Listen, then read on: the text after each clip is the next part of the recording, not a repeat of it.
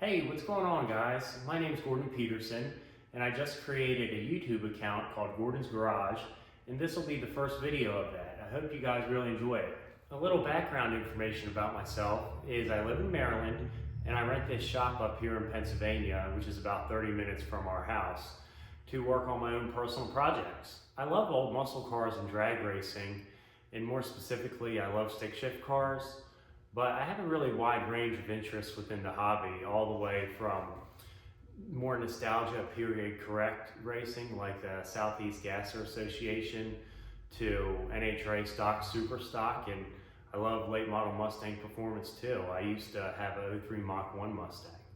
In this channel, you'll see a lot of my own personal projects that I'm working on, and more specifically right now, this 66 Rambler American Road. So this is my 66 Rambler American that I've been working on. I've owned it since I was 23 and it needed a total restoration. So I had bought it in I believe I got it in June of 2009 and I restored it between June of 2009 and I finished it basically like April of 2011. And I did it as like a street strip type car, more of a street car for sure. It was an original 290 4-speed car and it ended up with a 360. It still had the original 4-speed T10 in it, 243 first gear, and it had a Dana 60 in it. I actually have a whole build thread on the AMC forum. Maybe I can post that up at the bottom of this video in a link if any of you guys wanted to see what the car actually looked like when it was done. When I initially finished the car, I drove it a lot on the street and I didn't have a trailer at the time, so if I wanted to race it or make any passes at the track, I drove it to my local track, which would have been US 13 in Delmar, Delaware, and I drive it down there. It was about an hour away, and the car would run 1120s, and then I drive it back home. The fastest the car ever went with the 243 first gear T10 was 1111 at 122 miles an hour at MIR in Mechanicsville, Maryland. At the time, I had a Ram Power Grip HD clutch in it. It was a street clutch, and I think the pressure, I can't remember, it was 2,800 or 3,200 pounds on the pressure plate. But with the 243 first gear, it worked really well. I could leave at 5,000 and it would slip the clutch enough where it wouldn't knock the tires off of it or knock the transmission out of the car. After that season, I had decided I wanted to mini tub the car, do a ladder bar coilover setup, and pull the motor and freshen it up. And I was initially going to stick to that plan, but of course, with a lot of projects, it snowballed into a bunch of other ideas that I had for it. And that's why the car looks like it does now, where it's all apart and it almost looks like it's being restored again, but I just have a bunch of other things that I wanted to do to it, which I'll share with you guys. I stitch welded the whole front end of the car and actually a lot underneath too of the subframe, and the car does have subframe connectors on it. And then I came up front and I trimmed down all the pinch welds. I didn't really cut the spot welds, but trimmed them back to the spot welds and then welded it all solid and ground it down smooth. And then on the front end, I did the same thing just to lighten up the car a little bit on the front end of it. And I mean, I welded these seams completely here and up here a little bit more, just to add some strength to the car. Trimmed some of this down a little bit, back down to the spot welds. Just since I have it all apart, I figure I'd go ahead and see how much I can lighten it up and strengthen the car anyway. These are the wheel tubs that I made for the car when I mini tubbed it, and they were super hard to make. To notch the tubs around these bars coming back, they were kind of right in my way. Like I said, when I built the car initially, it wasn't mini tubbed at all, so everything fit great with the factory wheel tubs. But I sectioned the frame, and with the bigger wheel tubs, they just didn't fit, so I wanted to do something that would look nice, so that's why I ended up notching the wheel tub around the tubing. The latest project I have is I've been converting the 6-point roll bar into an 850 cage, and it's been challenging, and it's also been really enjoyable learning how to bend and fit the tubing, and I'll show you a little bit of that.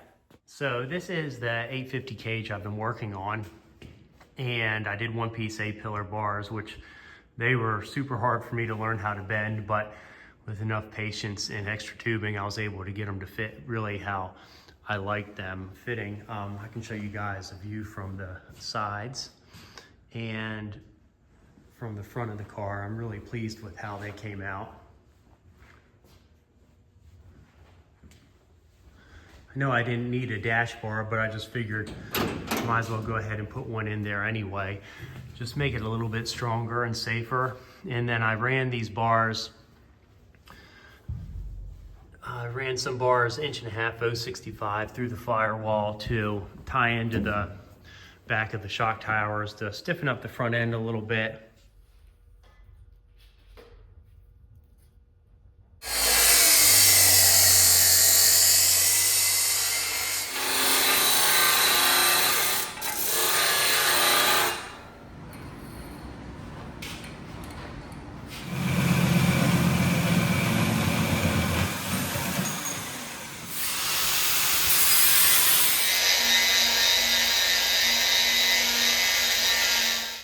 Next on the list, I have these tube gussets that I made.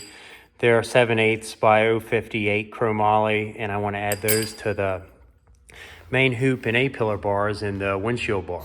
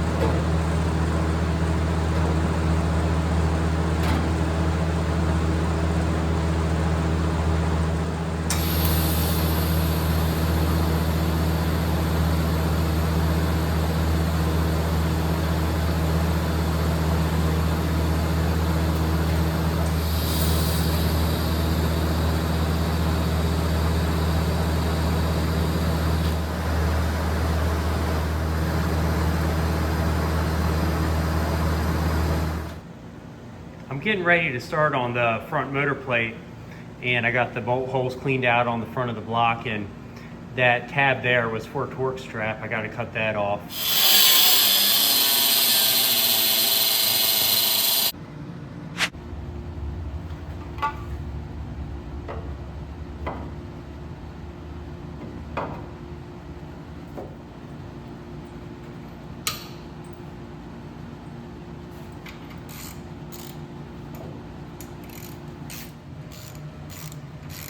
All this type of work, like I said, the roll bar and then doing the motor plate, it's all a first for me, so it's definitely a pretty big learning curve. I'm just trying to get a reference here, somewhere where my tabs are probably going to be.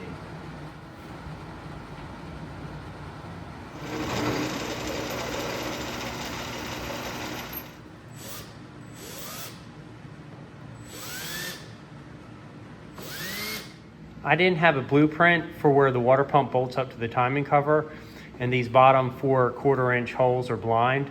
So I made a jig, what you see here, off of this timing cover that I'm using, so then I could transfer the location of those holes to my motor plate. I'm working on the mid plate today, and I already got my template cut out of some paneling that I had here at the shop, where it fits pretty good in the car, and I like it. And I use the factory bell housing for the hole locations. And that's the Lakewood down on the floor that I'm going to be using. So I'm going to start cutting out that mid plate out of this sheet of 90 thousandths chromoly that I got.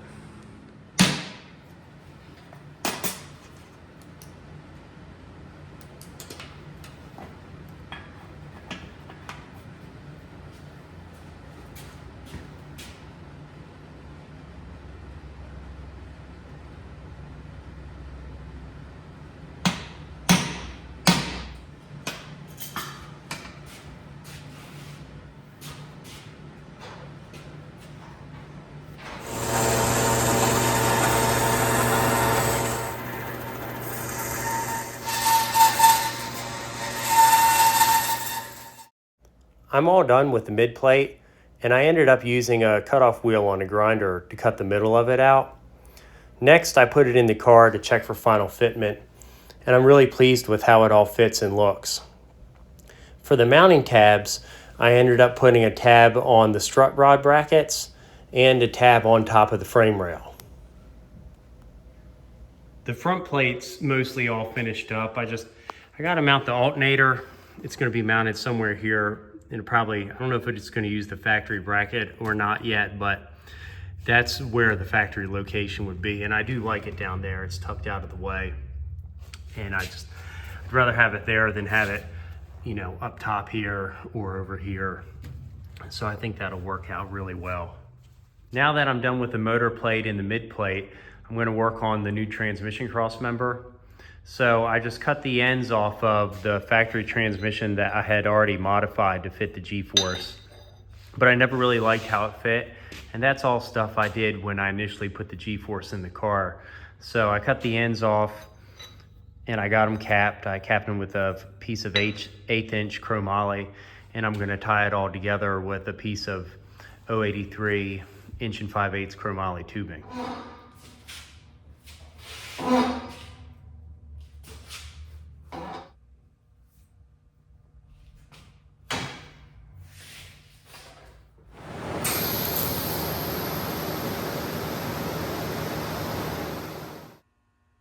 I got my transmission cross member finished up, and it fits pretty well. After I welded it, it all fits a little bit tighter, but it still works out pretty well.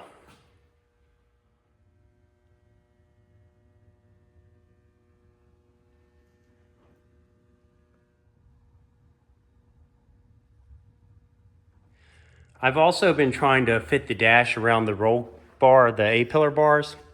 So what I've done, I cut a big section out here and I welded a piece on like a flange, and then I'll come over here and show you on the other side. The piece that I cut out, I welded a flange onto it, and then it fits nicely in here. Fits pretty good so far around the bar coming through. And then I got these pieces here that are factory trim pieces for the dash that I cut down to be able to fit. This is what they actually look like if you'd be fitting a car with no A-pillar bars. But I'll take the piece out for you guys. You can see it pops out. Whoops. And this piece has a flange on it. I just got it drilled for Clecos right now so I can hold it in. And then it fits in there like that. And then it'll have two little like 1032 or 1024 screws that just hold it in place. And then the dash is removable and it should fit really nice. This will go in the corner. I got a little bit more work to do with the trim piece, but it'll fit like that and everything will look pretty nice when it's all done. Well, that's the end of this video. I hope you guys enjoyed it, and thank you for watching.